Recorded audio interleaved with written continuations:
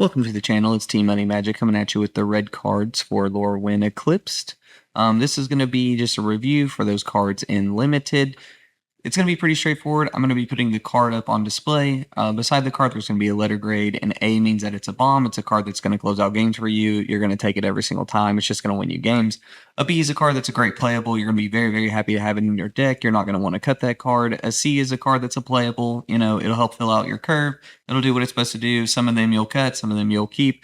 A D is a situational card. It's like a sideboard card, or like it's very limited. It only works in a very, very specific deck. And an F is just a card that you don't want to play in Limited.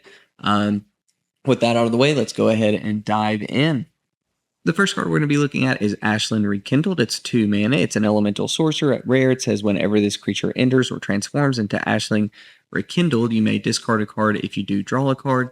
At the beginning of your first main phase, you may pay blue. If you do, transform Ashling, and it's at a 1/3. On the backside, when you transform it says whenever this creature transforms into Ashling Rimbound at the beginning of your first main phase, add 2 mana of any one color. Spend this mana only to cast spells with mana value 4 or greater. At the beginning of your first main phase, you may play red to transform Ashling. Okay, so, I've talked about in other set reviews how I don't really like the 4 mana or more for the red-blue color pairing. This is definitely a card that can make that kind of pop off. I mean, the fact that it's a 2 mana, 1/3 when it enters, and that you can draw and discard, you could help draw into that 4 mana card that you need. The next turn, you can pay blue. Now, do keep in mind, so you would still need kind of like everything to align perfectly for you, because you would have to have your land drop, because your land drop would be needed to lay that down, use that land drop if it's an island to tap to transform it. Then you get the 2 additional mana plus the 2 mana you already held up to cast that 4 creature spell. So again, it's still very limited. I really don't like the 4 mana or more mechanic for an Is It deck. They don't really have a lot of ways to ramp into them. Even this card's very situational. It's fine. Just as a 2 mana 1/3 that draws and discards, I think the transform will come up less often, but when it does, it'll feel good. It's a solid card. You'll play it in the elemental deck. You'll play it in your Is It deck. Next, we have Boldwire Aggressor. It is 5 mana, including 2 in red. It's a giant warrior at uncommon. It has double strike. It says other giants you control have double strike, and it's a 2/5. I think this is going to go great in your giant decks. It seems like giants are going to be relevant in kind of like a red-white aggressive deck, so this would be a nice top-end curve for that. A lot of giants are at higher mana value as well, but even if you only have 2 giants on the battlefield, this is going to feel great. There's just so many changelings in this format. It can work out really well for those. I mean, even if you're just in a deck that doesn't really have any other giants, just this one and maybe 2 other changelings, this is still going to be a nice curve topper. I think it's a great card. It's one that you're going to take pretty highly, especially if you're in a red deck, and you are going to want to be in a mostly red deck because of that double red pip.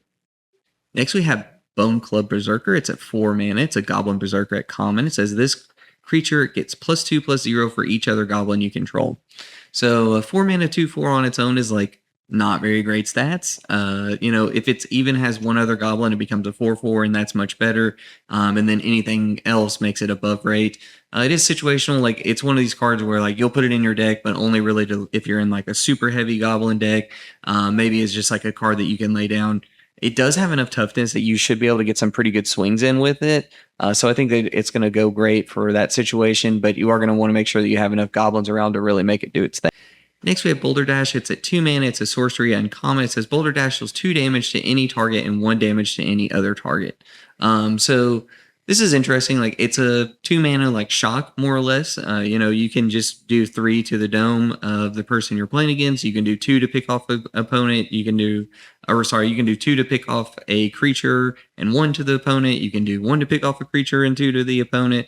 Or you can just take out 2 spells or just 1 creature that's in your way. It's a very, very flexible card. I think it's a great uncommon. You're going to take this card and you're going to be very happy with it. Next, we have Brambleback Brute. It's for 3 mana. It's a giant warrior at common. It says this creature enters with 2 -1/-1 counters on it. You can pay 1 generic and a red. Remove a counter from this creature. Target creature can't block this turn. Activate only as a sorcery. I think this is a very solid common.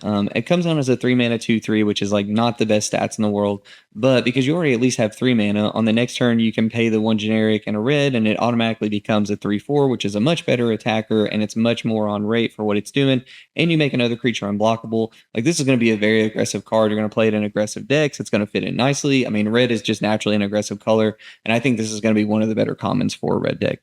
Next, we have Burning Curiosity. It is 3 mana at sorcery at common. It says, as additional cast this spell, you may blight 1 to blight 1. You put a -1/-1 counter on a creature you control. You can exile the top 2 cards of your library. If this spell's additional cost was paid, exile the top 3 cards instead. Until the end of your next turn, you may cast those cards.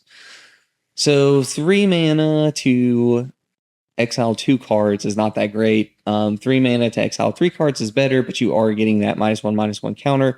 I think this is going to be situational. It's sorcery, so which again, I think they do that on purpose, so it gives you till the end of your next turn, so you have like a full turn to play stuff out and to really think about it. But still, like if you play this card too early, you're gonna exile the top 3 cards or exile the top 2 cards, and that'll feel really good. If you play it late and you're just trying to like hit lands or hit creatures or something, like it can help you get that. Like I think it's going to be a good card. Like you're really okay with just having one of those in your deck, but anything else or anything more, you're probably not going to want too many of them.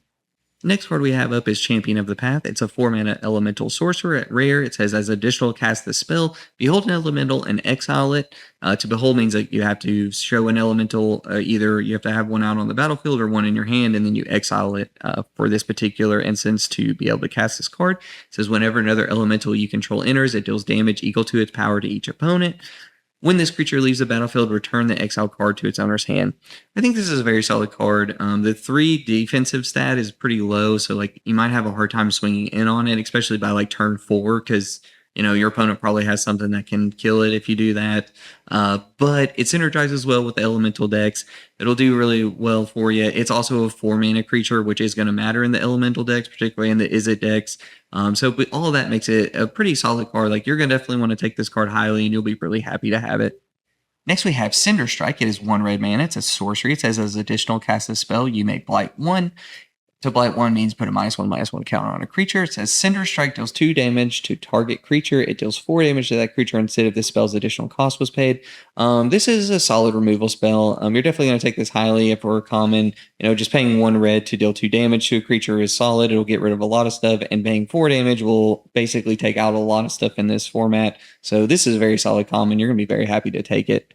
Next, we have Collective Inferno. It is 5 mana, including 2 in red. It's an enchantment. You can convoke this. To convoke means that your creatures can help cast the spell. Each creature you tap while casting this spell pays for 1 generic or 1 mana of that creature's color.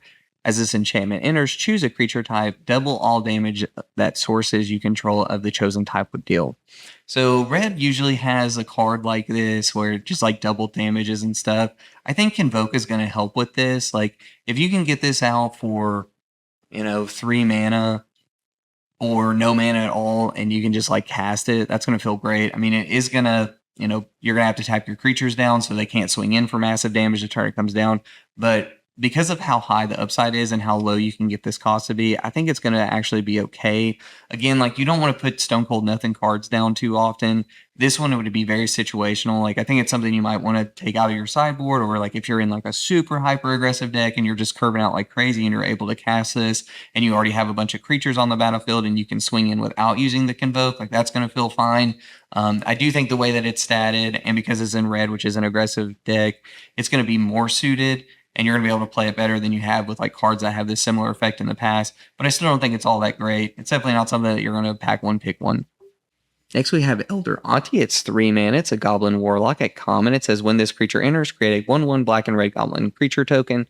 These are always great. We see these in various sets and various different colors, but whenever you're paying 3 mana and you're putting 2 bodies out on the board, that's always a great rate. This is a solid common. You're going to take it. You're going to be very, very happy with it in your Goblin deck, but you're just going to be happy to have it in any red deck that's aggressive.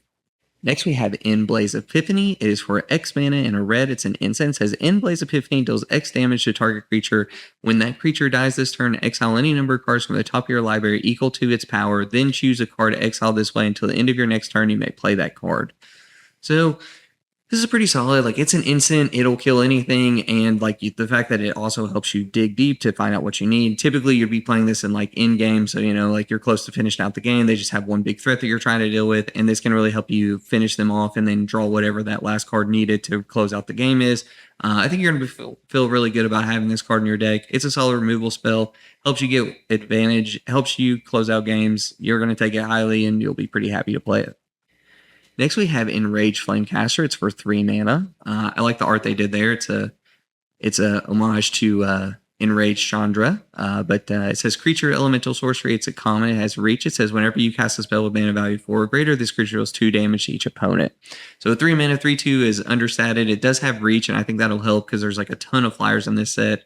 It will be kind of essential. I think particularly the is it 4 mana or more is going to be like a very niche deck. Like it's going to be hard to pull off. When you're able to pull it off, you're going to feel incredible, and this is definitely going to be one of the commons that you'll want in that deck to make it work. So in the elemental is it 4 mana or greater deck, this card's going to be incredible. In literally every other deck, it's going to be pretty mediocre. You probably are going to end up cutting it most of the time. Next, we have Explosive Prodigy. It is 2 mana. It's an elemental sorcery at uncommon. It has Vivid. It says when this creature enters, it deals X damage to target creature and opponent controls, where X is the number of colors among permanents you control. So Vivid is a mechanic that I've talked about in other videos. I don't like it. It's just based on like how many different color creatures you can have out at the same time. I don't think very highly of the mechanic. This is basically like a 2 mana. Like if you read it as like it's a 2 mana 1/1 that when it enters, it deals 2 damage to something. Like that's a decent card. You'll be okay playing that. You'd be okay cutting it. It is kind of like a sub theme in the elemental. Like so, like elemental has a main theme that's like red blue cast 4 mana or greater spells, but then they also seem to be really high on like the vivid stuff, like the elemental vivid, which makes sense because elementals are all sorts of colors and things. But yeah, overall, like if it's a 2 mana 1/1 that deals 3 damage, that's going to feel incredible. If it's a 2 mana 1/1 that deals 2 damage, that's going to be solid card that you'd play. If it does anything else, you're going to feel like just regardless of if you end up winning or losing that match, you're just going to be on top of the world that you actually got to pull off Vivid. So, it's a solid uncommon. You'll play it if you're in the right deck. You'll play it even if you're not in the right deck, just because, having a 2 mana that deals 2 damage when it enters, assuming you have at least one other color, is not going to feel terrible. Next, you have Feed the Flame. It's 4 mana. It's an instant. It says Feed the Flame deals 5 damage to target creature. If that creature would die this turn, exile instead. We see this in every set, like kind of like a more expensive removal spell in red. This one's an instant, which helps. It deals 5 damage. It's 4 mana, it deals 5 damage. That's always like kind of above rate for what it is. We've seen this effect before where it costs 5 mana and that one's not as good. So I do think this is better. Like you'll play it, but there's so many good removal spells in red. Like it might just end up being cut just because there's better ones, but you'll probably be able to get it later. And if you have to use it to fill out your curve, you're not going to feel bad about it. Next, we have Flame Chain Mauler. It's 2 mana. It's an elemental warrior at common. You can pay 1 generic and a red, and this creature gets +1/+0 and gains menace until end of turn. And it's a 2/2. This is a very solid card. A 2 mana 2/2. That's kind of like that is the starting stat. Like anything below 2 mana 2/2 is kind of below rate. The fact that like the next turn, if you have absolutely nothing else to do, you can at least swing in with like a menace creature and start dealing damage. I think this becomes less effective as the game goes on. It's a card where like you'll play it to fill out your curve. You won't feel bad for cutting it. You won't feel terrible for having to play it. Next, we have Flame Braider. It is 2 mana. It's an elemental bard at uncommon. You can tap it and add 2 mana of any combination of color. Spend this mana only to cast elemental spells or activate abilities of elemental sources. So again, the red-blue is it 4 mana deck. This is what I was talking about, how like red and blue don't really have ways to ramp. So like if you're going to make that deck work, this is definitely going to be a card for that, because it's such a niche card too. Like you're going to be able to get this card pretty late. So I think that makes it have higher upside. Basically, you're going to love it in the elemental 4 color or 4 mana spell deck, and it's going to be kind of useless in anything else. Next, we have Flamekin Guildweaver. It is 4 mana. It's an elemental sorcerer at common. It has trample. It says when this creature enters, create a treasure token, and it is a 4/3. So it's 4 mana, which matters. It's an elemental, which matters. And it creates a treasure token, which matters because, again, in the red-blue, there's not really ways to ramp or anything like that. So if you're in that very particular deck, I think it's going to be great. Even if you're not in that deck, like it's a solid just 4 mana card because it gives you a treasure token, can help keep you ramping. It has trample, so like it can be a more aggressive card. I think this is a solid card that you can use to fill out your curve. And I think it's an even better card if you can get it to work in your elemental 4 mana deck. Next, we have Giant Fall. It is 2 mana. It's an instant uncommon. It says choose one. Target creature you control deals damage equal to its power to target creature an opponent controls, or destroy target artifact. I love the flexibility of this card. Most of the time, you're just going to choose the first option. Target creature you control deals damage equal to its power, just because like that's going to come up more often. I haven't seen too many artifacts that are like, oh my goodness, you need to remove this immediately. But when that option does come up, it'll feel great. So just having the flexibility on this card, it's a card that like you don't even, sometimes with these cards you'll like want to put them in your sideboard, but this one you'd be fine with putting in your main deck, especially if you have like a decent creature with some power behind it. Next, we have Goat Nap. It is 3 mana. It's a sorcery. It says gain control of target creature until end of turn. Untap that creature. It gains haste until end of turn. If that creature is a goat, it also gets +3/+0. So this is very interesting. I don't think there's a goat in this set. I mean, I could be wrong, or maybe there's one later on and I just haven't seen it yet. But I guess it would work for like changelings, right? Because changelings are every color, so that makes sense. Like you could take over a changeling and then it gets +3/+0 until end of turn. We see this in every set where it's just some sort of like gain control for a turn ability. It's going to feel better if you have a way to sacrifice it. We didn't see too many like sacrifice outlets in black, which is typically like where this combo's off most is in the red black decks. So I don't even know if that's going to be possible, but being able to swing in with a creature with +3 is going to feel great. If you can get it to hold of a changeling and do that, you're going to feel on top of the world. But because it's so situational and there's just not really great ways to sacrifice things in this deck, it probably is best out of the sideboard. Next, we have Goliath Daydreamer. It is 4 mana, including 2 in red. It's a giant wizard at rare. It says whenever you cast an instant or sorcery spell from your hand, exile that card with a dream counter on it instead of putting it into your graveyard as it resolves. When this creature attacks, you may cast a spell from among cards you own in exile with dream counters on them without paying its mana cost. This card is going to feel great. A 4 mana 4/4 is already the perfect stat line. That's a great stat line to have. And then the fact that like whenever you cast an instant sorcery, which you're going to have particularly in like the 4 mana Izzet deck and things like that. But even if you're just in a more aggressive red deck, you've already seen like a ton of cheap removal spells in red. This card's going to feel incredible. It's going to run away with games if your opponent doesn't do something about it. And the fact that like it's anytime that you cast an instance or sorcery, you could have multiple instants and sorceries. Like it's going to keep triggering over and over. It's going to feel great. You're going to take this card every turn. It's an easy pack one, pick one.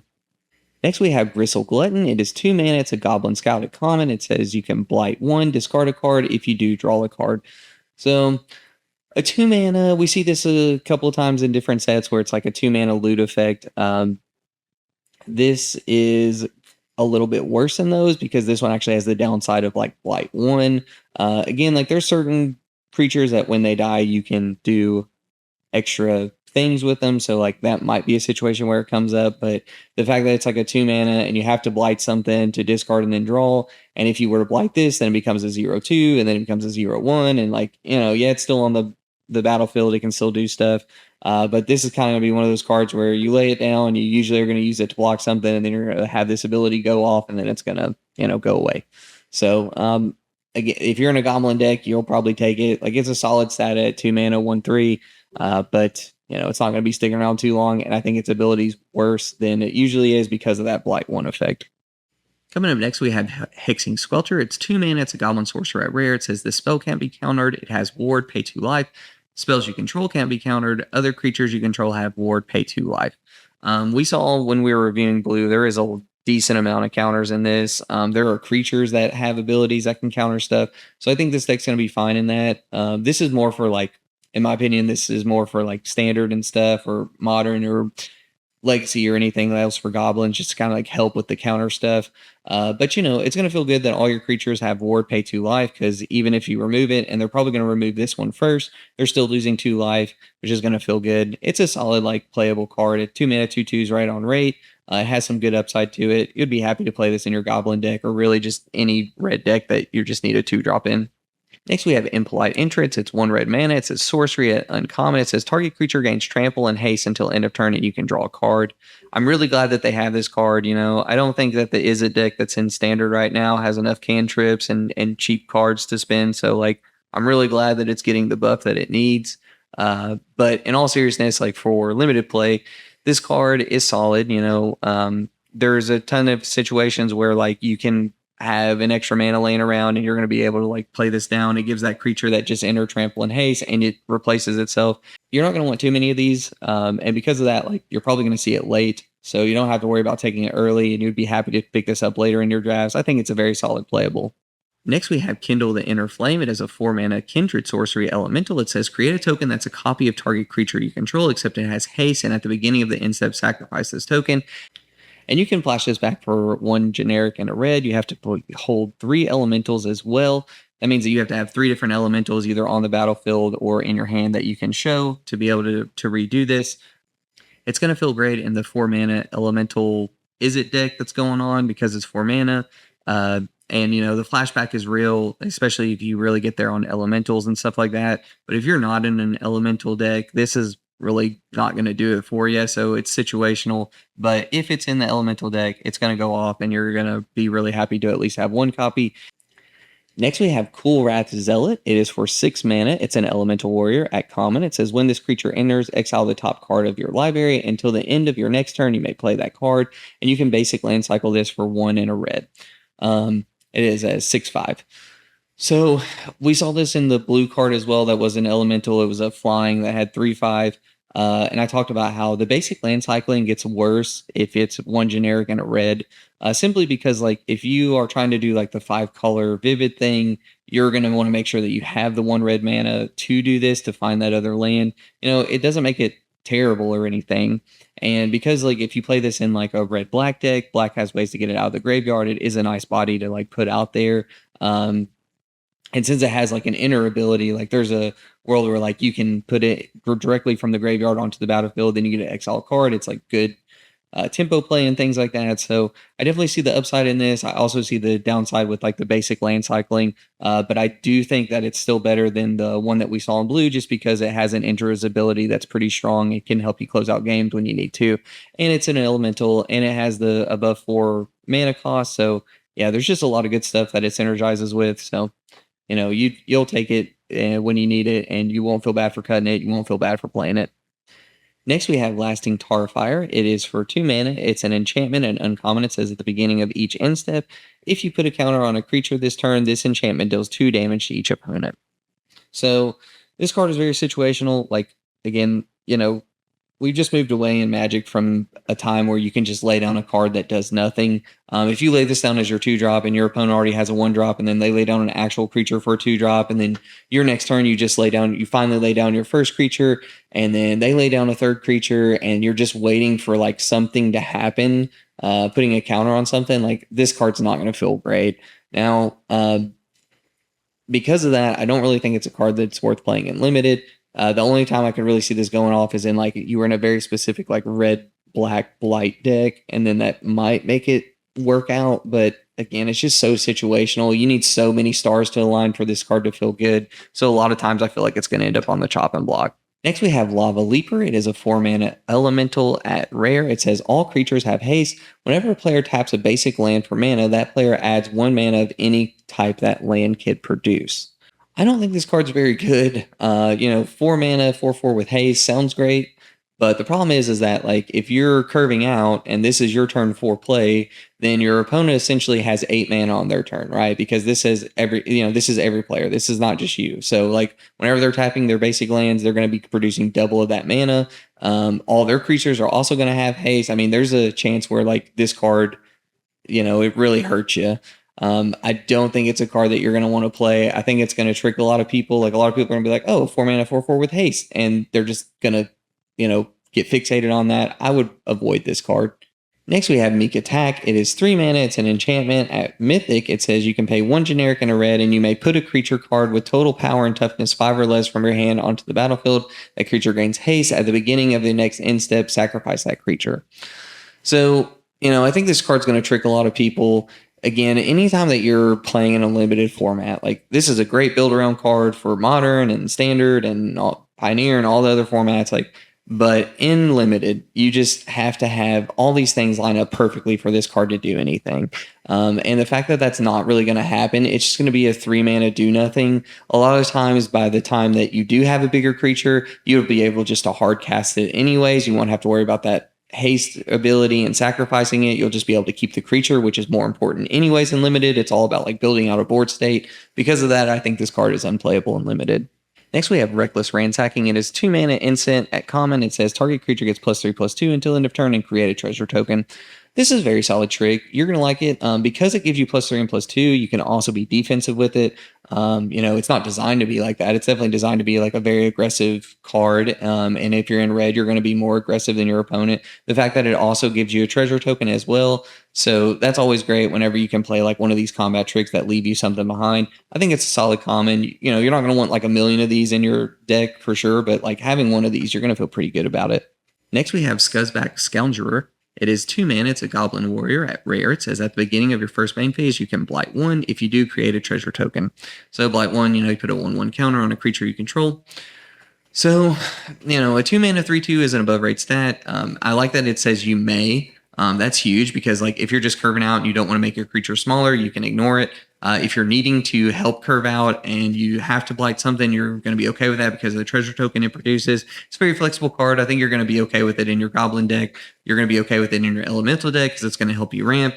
Overall, it's just like a very solid 2 mana play card that you can put out pretty early. Definitely a card that like depending on what the pack is, you'd be okay with drafting it first. Next, we have Seer. It's a 2 mana instant. It says it deals 4 damage to target creature or planeswalker. This is an uncommon, and it is a very strong one. This is going to be a pack one, pick one for a lot of people. It's just a very strong removal spell. It's instant speed. It targets creatures and planeswalkers. You're going to be okay with having this. You're going to be okay with having 2 or 3 of these in your deck. It's just a great card. Next, we have Sizzling Changeling. It is 3 mana. It's a shapeshifter changeling. It says when this creature dies, exile the top card of your library until the end of your next turn. You can play that card. So a 3 mana 3/2 is not the best. It does work well with like blighting things because like you can blight this and then just once it gets rid of it, it helps you have card advantage. So like that's good. But it's a card that's like not going to make your deck always. You're not going to feel bad about having it in your deck, but you're not going to feel bad about having to cut it either. It's a little below rate on the stat line. And, it's just a card that can replace itself when it dies. But there's so many cards that are like commons and things that do that as well. So it makes it less good. Next, we have Soul Immolation. It is for 5 mana, including 2 in red. It says as an additional cost to cast the spell, Blight X. X can't be greater than the greatest toughness among creatures you control. Soul Immolation deals X damage to each opponent and each creature they control. So, this card, a lot of times, there's not too many creatures in this format that have toughness greater than 4. So, a lot of times you're going to be paying 5 to deal 3 damage to each opponent and each creature they control. But again, because there's so little toughness involved, there's a good chance that you're wiping out their board and you're dealing 3 damage to them. It is a sorcery speed. It is above the 4 mana. So, like in your Is It decks, it's going to feel pretty good. It's kind of like a hard card to grade. I overall I still like, I always go with my eye test, and my eye test tells me this is too situational to be too great. And the fact that you have to make your creature smaller for it to go off, like if you do live in a world where you have nothing better than like a 4 toughness creature, but they also have a 4 toughness creature, then you're at significant disadvantage because you're going to next turn only have like a 1 toughness creature, whereas they still have their 4 toughness creature. So because of that, I think it really limits it. It's going to be a card that like, if you're able to pick it up late, you'll take it. Next, we have Soulbright Seeker. It is 1 red mana. It's an elemental sorcerer at uncommon. It says as an additional cost to cast a spell, behold an elemental or pay 2. It is a 2/1. It says you can also pay red. Target creature you control gains trample until end of turn. If this is the 3rd time this ability has resolved this turn, add 4 red. So this is cool. This is like something that, people who play Storm and stuff, they're going to feel pretty cool about this card just because it helps with your Storm. Again, paying 3 mana for a 2/1 is not going to feel great. Being able to pay the 1 red mana for a 2/1 on turn 1 is going to feel fantastic. And the fact that like later in the game, you can help your other creatures gain trample to really get in with some damage. That's going to feel great. So, overall, I think it's a very solid uncommon. You'd be happy to play in your elemental deck. You'll be happy to play it in your like, Is It 4-color deck? You'll be happy to be playing it in your Vivid decks and really just any red deck because it's such an aggressively statted card. Next, we have Sourbred Auntie. It is 4 mana. It's a Goblin Warrior uncommon. It says when this creature enters, you may blight 2. If you do, create a 2/1/1 black and red Goblin creature tokens. So if this was a 4 mana 2/1 that made you 2/1/1s, that would feel pretty good. And that's kind of like the base of what this card can be. You can also blight 2 on other stuff, so you can keep this a big 4/3. I think this is a very solid uncommon. It helps you go wide, which is what you want to do with goblins. It helps you create sacrifice fodder, which is good for goblins. I think this is a great card. Next, we have Spine Rock Tyrant. It is 5 mana, including double red. It is a dragon. It's flying. It has Wither. Wither means that it deals damage to creatures in the form of a -1/-1 counter. Whenever you cast an instant or sorcery spell with a single target, you may copy it. If you do, those spells gain Wither. You may choose new targets for the copy. So this is a great card. I mean, just a 5-mana 6/6 flyer is perfect. Like, you're going to play that every single time. And the fact that this has all this additional upside just makes it even better. It's a great card. You're going to pack one, pick this. Like, if you lay this down, your opponent's going to groan. If it gets laid down against you, you're going to not feel good about it. It's a very, very great card. Next, we have Squawk Roaster. It is a 4-mana elemental uncommon. It has double strike and vivid. Squawk Roaster's power is equal to the number of colors among permanents you control. So if this is a 4-mana 2/2 with double strike, like, that's already okay. Like, you're okay with that card. And if it can get any bigger, if it's a 3/4 double strike, or a 4/4, or crazy enough like a 5/4, you're just gonna feel awesome about this card. And because it's a 4-mana, it also matters in like your elemental 4-mana stuff with Is It. It's a great uncommon. You'll be happy to play this. You'll be happy to play it even not in an elemental deck. It's just a good stat. There's a lot of times just going to be a 2/4 double striker, and that's a great card. Next, we have Sting Slinger. It is 3 mana. It's a Goblin Warrior uncommon. You can pay 1 generic and a red to blight 1, and then this creature deals 2 damage to each opponent. A 3 mana 3/3, that's right where you want to be on rate. The fact that, like, if you're in a goblin deck and there's so many ways to generate just like little 1/1 goblins, and you can just use it to do 2 damage when the game goes long, that's going to feel really good. It's a solid sided card. You're going to love it in your goblin deck. You're going to love it outside of your goblin deck. If you need to, just like fill in a part of your curve. Next card we have is Tweeze. It's a 3-mana instant. It deals 3 damage to any target. You can discard a card if you do draw a card. This is another great card. I mean, 3 mana to deal 3 to the opponent's face is possible. 3 mana to get rid of a big threat is possible. And then the fact that you can then discard a card to draw a card, you're going to feel great about having this. It's a common, so it'll probably be going around the table. There's a lot of really, really good removal in red. I think this is going to be a great card, and you're going to be able to get it later because there's just so many other great cards in red. Very solid card. You'll be happy to have it. And our last card is Warren Torchmaster. It is a 2-mana Goblin Warrior and uncommon. It says, at the beginning of combat on your turn, you can blight 1. When you do, target creature gains haste until end of turn. And it is a 2/2. This is going to feel all right in your goblin decks. Goblins are kind of smaller. That's the only thing I have. Like, there's a lot of blight stuff on goblins, and because goblins are already like tinier creatures, I just don't know how well the blight is going to go with your goblins. But I mean, if this lets you lay down a bigger creature and you can give that creature haste at the expense of something dying or something getting smaller, I think you're going to be happy with that. It's a great curve filler. It'll go great in your goblin deck. It'll go great outside your goblin deck, depending on what kind of deck you're in. So because of that, it's a playable. And that is going to wrap us up for all of the red cards. Thank you for taking the time to look over my channel. If you like the content, be sure to like and subscribe. We are almost wrapped up. We still have our last color, which is green. And then we also have the special guest cards as well. Hopefully we're able to get those out to you quickly. We know the pre-release is coming up this Friday. I hope you go down to your local game store. I hope you get all the cards that you need. Put in the comments anything that you get. I hope this helps you out. Thank you so much for tuning in, and be on the lookout for our next one.